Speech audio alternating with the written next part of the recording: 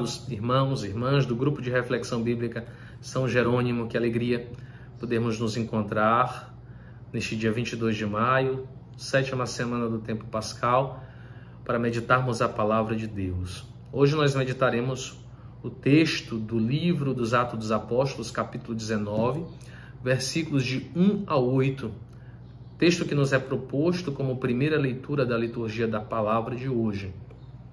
Vivenciando esta última semana do tempo pascal, a liturgia da palavra nos prepara para a solenidade de Pentecostes, nos recordando, nos lembrando a importância do dom do Espírito Santo em nossa vida. De fato, o texto que nós meditaremos nos mostra que não é possível pertencermos a Cristo sem assumir o dom do Espírito Santo em nossa vida.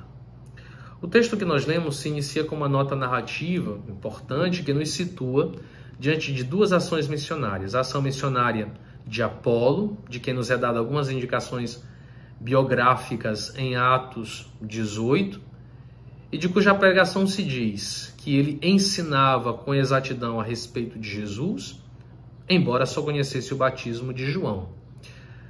Apolo desenvolve a sua ação missionária na cidade de Éfeso. Estamos também diante da ação missionária paulina, que retorna à cidade de Éfeso, depois de ter passado rapidamente por esta cidade. Esta passagem nos é narrada em Atos 18 e 19. Ao retornar a Éfeso, Paulo, portanto, se encontra com este grupo de discípulos. É importante notar que a palavra discípulos, em grego matetai, na pena de Lucas, seja no Evangelho, seja no livro dos Atos dos Apóstolos, sempre se refere à pessoa de Jesus Cristo. Portanto, Paulo se encontra não com um grupo de discípulos de Apolo ou de João Batista, mas com um grupo de discípulos de Jesus Cristo. Neste contexto, a pergunta sobre a recepção do Espírito Santo soa como uma espécie de questionamento referente à qualidade discipular destas pessoas. De fato, o itinerário de fé em Cristo, o itinerário discipular, poderíamos assim definir, nos é indicado por Pedro em Atos 2:38. Este itinerário é marcado por 3 aspectos: conversão, batismo em nome de Jesus Cristo, ou em nome do Senhor Jesus, e recepção do dom do Espírito Santo. Estas 3 etapas estarão presentes no itinerário de fé de todos aqueles que aderem o caminho de Cristo no livro dos Atos dos Apóstolos, de tal maneira que em todo o livro, o batismo em nome de Jesus ou em nome do Senhor Jesus não pode estar desligado do dom do Espírito Santo. Basta nós lembrarmos o fato que nos foi narrado na primeira leitura do domingo passado, onde nos mostra Pedro e João indo a Samaria e impondo as mãos sobre os samaritanos, depois que estes tinham sido batizados por Filipe. E também, em Atos 10, Pedro vai à casa de Cornélio, depois de ter reconhecido a vinda do Espírito Santo sobre ele então o batiza, assim como toda a sua casa.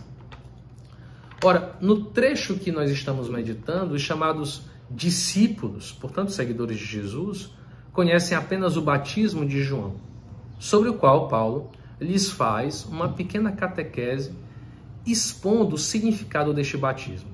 O batismo de João apresenta-se apenas como uma espécie de convite à fé em Cristo. Ora, o batismo de João, segundo Lucas 3,16, é marcado por uma imperfeição, porque é apenas batismo com água e não com Espírito. Uma vez explicado o significado do batismo de João por Paulo, passa-se então a ação de batizar estes discípulos em nome do Senhor Jesus. Expressão cara no livro dos Atos dos Apóstolos.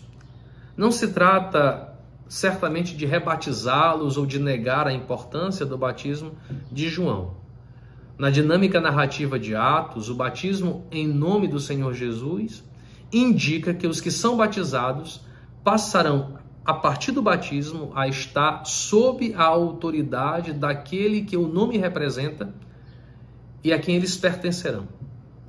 Em suma, batizar-se em nome do Senhor Jesus significa estar intimamente ligado a Ele, sob sua autoridade, e, portanto, pertencente a Ele. Ao batismo, segue-se o gesto da imposição das mãos, gesto que serve de mediação ao dom do Espírito Santo. Sobre este ponto, é importante notar que Lucas não distingue o batismo em água do batismo no Espírito. Em realidade, trata-se de dois aspectos de um mesmo gesto ritual em todo o livro dos Atos. Quando há apenas um destes dois aspectos,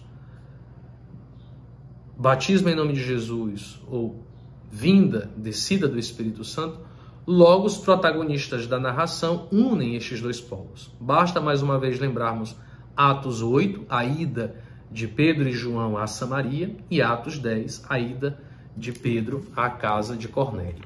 Além disso, o texto que nós meditamos é muitas vezes designado como o terceiro Pentecostes no livro dos Atos, depois, naturalmente, de Atos 2, Pentecostes em Jerusalém, e Atos 10, Pentecostes sobre os pagãos, sobre Cornélio.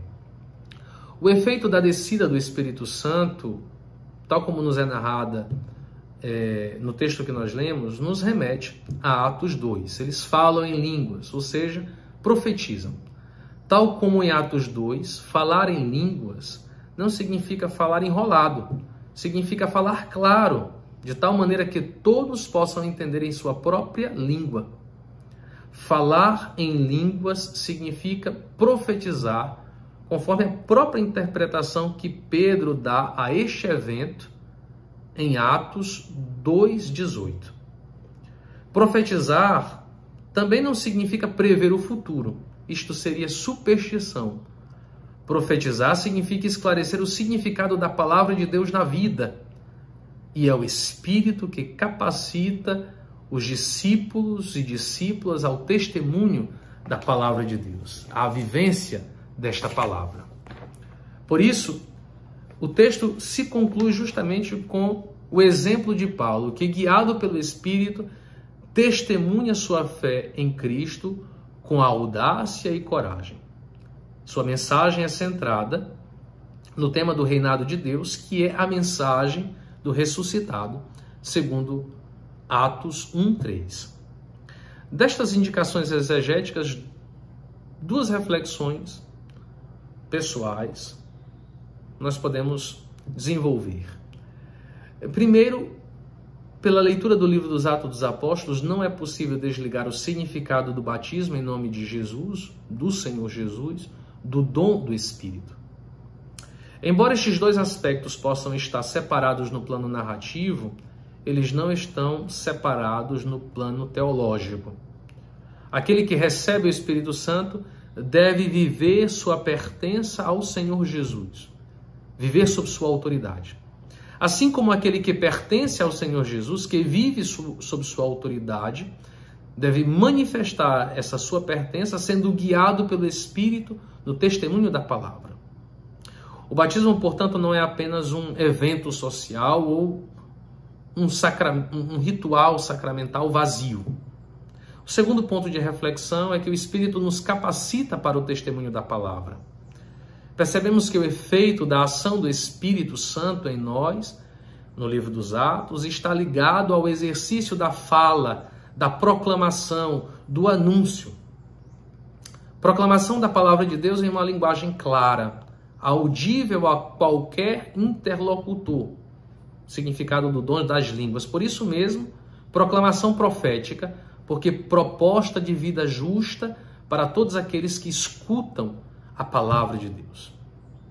Que o Espírito Santo confirme nossa pertença a Cristo, irmãos e irmãs, para anunciarmos com coragem e audácia, próprias do dom da profecia, o reinado de Deus em nós.